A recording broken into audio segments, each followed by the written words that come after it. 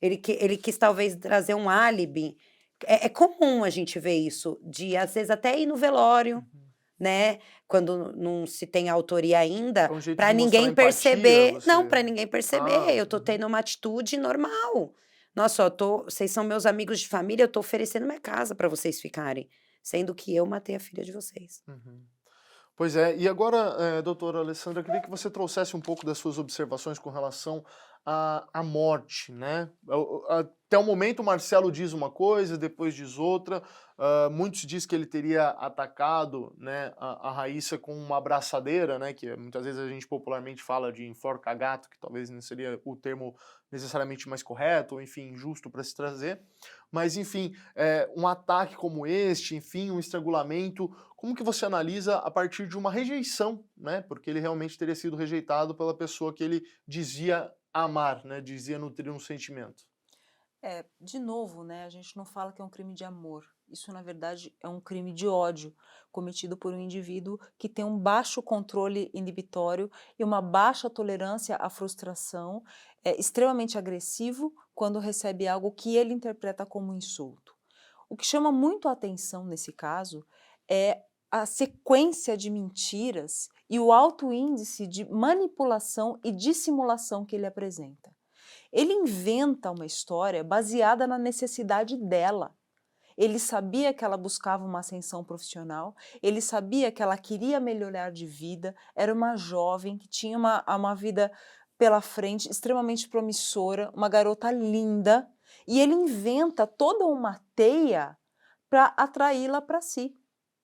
E ele diz, né, porque cada hora ele fala uma coisa, cada hora ele inventa uma mentira diferente, que quando ele se declara para ela, ele causa primeiro que ele nem pensou na frustração que ele ia causar nela, porque ela passou o fim de semana fazendo as malas. Ele não pensou nisso.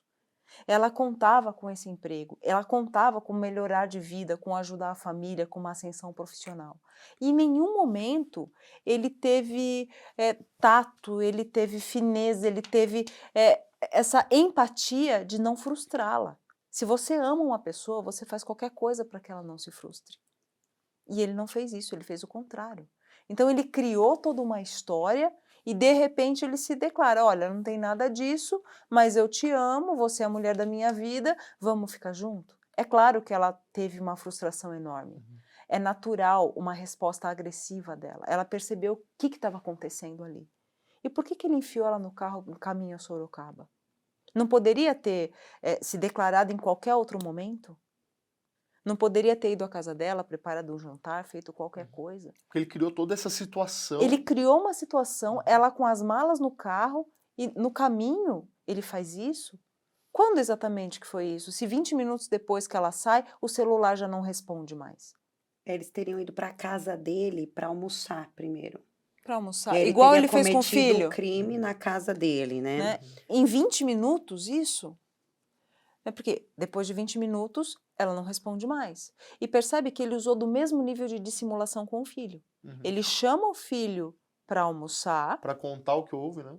Ele chamou o filho para almoçar. Uhum. E aí ele envolve o próprio filho num homicídio. Nem empatia com o filho ele teve. Uhum. Ele não teve dó de colocar o filho numa ocultação de cadáver. Ele é mentiroso, ele é manipulador. Ele foi extremamente cruel.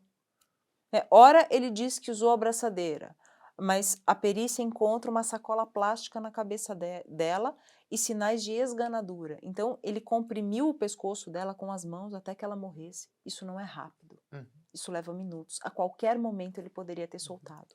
Esse ataque, né, de esganadura, ele é relativamente comum em casos de feminicídio que tem algum sentimento, entre nessa dualidade de amor, ódio, inveja, enfim, como que a senhora analisa isso? Olha, infelizmente é muito comum sim, Uhum. né, a gente vê muitos crimes cometidos por arma branca e por asfixia, cometidos contra mulheres nesse contexto, né, nos chamados crimes passionais, nesses crimes que são motivados pelo impulso agressivo do autor, né. Na verdade, a gente tem que tomar cuidado com a palavra impulso para que a pessoa não pense que: "Ah, ele ficou louco, ele Uhum. perdeu a cabeça". Gente, maldade não é loucura, são coisas muito diferentes, uma coisa da outra. né? Uma coisa é você se frustrar, você até agredir com palavras, já está errado. Uhum. Mas daí é você matar a pessoa porque ela te rejeitou, tá muito distante disso. É um outro É extremo, um né, outro doutora? extremo da agressividade, né? A agressividade, ela tem gradações aí. Você chegar a matar porque Uhum. ela te rejeitou, Uhum. né? Isso é de um descontrole absurdo, isso é de uma crueldade absurda, Uhum. né? Ele, na verdade, o que ele fez foi eliminar a existência dessa pessoa, Uhum. né? Como se ela não tivesse direito a ter vontade. Ele não se preocupou com os sentimentos dela em nenhum momento. Tanto é que ele joga com a necessidade dela para convencê-la a ir para Sorocaba com ele. Além disso, a gente tem o outro fator que seria a visão dela para com ele como de um pai. Sim. Talvez, vamos imaginar, talvez um irmão mais velho, enfim, mas uma figura de referência, de apoio, de amizade, mas não afetiva, né? Não de Não. desejo, um Não. relacionamento amoroso. Então, quando ele até vem até a polícia, né, depois que ele foi... depois que ele compareceu, né, às autoridades e fala, por exemplo, que ela o insultou, que ali ela elevou os ânimos e ele também se exaltou, enfim, mostra que, assim, é natural que ela se veja numa situação como essa após receber também uma declaração de uma pessoa que ela não imaginaria que aconteceria, né, do Sim. jeito que aconteceu, ainda mais, como você colocou muito bem, a frustração dela após essa proposta de emprego se evaporar, de ser uma Sim. mentira, né? Sim, e ele se utilizou ali da confiança da família no pós-crime. Vamos supor que ele realmente amasse essa garota. Em um descontrole, ele a matou. Ele teria, no mínimo, alguma reação emocional, alguma reação comportamental. Que ele não teve. Ele recebeu a família da garota que veio para o Paraná procurá-la na casa dele. Né? Olha o nível de controle, o nível de dissimulação que ele exibe. Então, assim, é um indivíduo que eu consideraria, né, que pode ser um indivíduo perigoso, um indivíduo agressivo.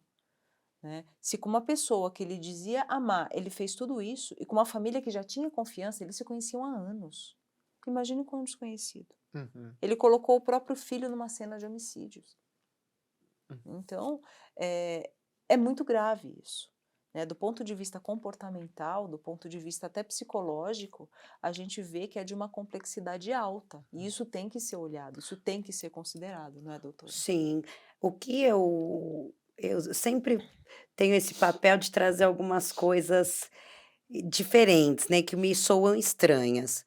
Claro que o exercício da advocacia pela defesa me traz um olhar bastante atento em algumas narrativas, né.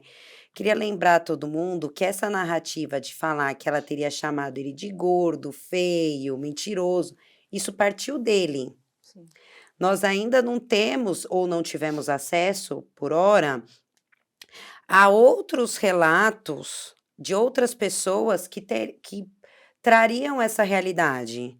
Então isso também pode ser uma orientação da defesa, por exemplo, para levar ele para uma cena de descontrole, que ele agiu ali, sob uma violenta emoção, né, até talvez um privilégio no crime do homicídio, enfim, eh, buscar diminuir essa pena. Ah, porque ele foi ofendido, ah, porque isso no júri, como que isso vai ser trabalhado? Eu gostaria que a gente, quando a gente faz uma análise assim, as pessoas que estão assistindo entendessem que ele não foi ali preso em flagrante, ele já passaram alguns dias e ele conseguiu também pensar Uhum. no que falar. Como a doutora falou, o ardil que ele teve de criar uma vaga de emprego que não era no mesmo estado, né, que ela não pudesse ter acesso a onde era a vaga, que seria uma viagem longa. Talvez o que ele planejava no curso dessa viagem. É uma coisa que eu também acho que deve ser bastante relevante nas investigações. Um ponto, será que já tinha tido alguma investida dele em relação a ela? O teor das conversas que ele tinha no WhatsApp, Uhum. né. Mais uma vez, o que me chama atenção é que, a Raíssa, o fato dela entrar no carro dele, dela dar tchauzinho pela janela, para ela estava numa situação de total segurança.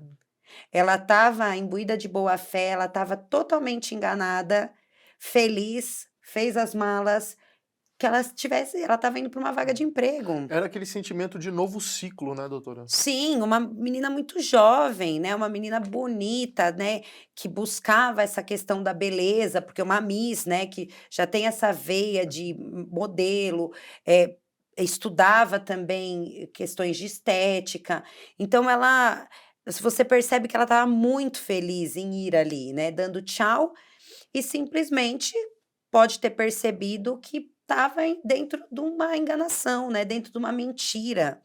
Será que ela reagiu em relação a isso? Porque eu acho ainda muito preliminar, assim, muito ainda muito cedo para a gente entender que realmente ela teria ofendido ele. Talvez ela fosse uma menina doce e falou: "Olha, não tem nada a ver, nós 2, eu Uhum, gosto de você como" e ele não, ele entendeu isso como essa negativa dela e a matou. uhum, E mais uma vez, como a doutora disse, o crime, a esganadura que me chama atenção em caso de feminicídio é evidente a compreensão física do homem, é comum que o homem tenha uma compreensão física maior do que a da mulher, é lógico, salvo em alguns casos, e que exige muita força ali, que a pessoa pode interromper aquele uhum, crime se ela entende que houve um desmaio, ela pode parar. Então ele ali, com aquela vontade, com aquele ânimos, né, com uhum, aquele dolo de matar, uhum. segurou até a morte. Uma outra coisa que chama atenção é, após, né, essa frustração dela, se, por exemplo, essa amizade acabaria, né? Depois de uma quebra de confiança tão grande. Eu não sei se depois dessa recusa, né, o que passou pela cabeça dele para cometer esse crime, porque muito provavelmente eles não teriam mais contato, né? Não é possível, ou enfim, nós imaginarmos, né, uma relação de amizade continuar após toda esse fingimento, essa brincadeira com ambições alheias, com a vontade dela de crescer na vida. Talvez ele apostou tudo, né, nesse sim que viria dela, e posteriormente veio esse ataque brutal.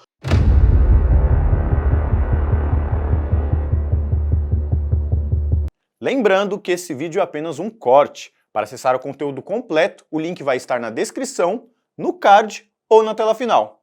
E se você ainda não é inscrito, não perca tempo. Se inscreva, deixe o seu like e acompanhe todos os nossos conteúdos aqui no canal.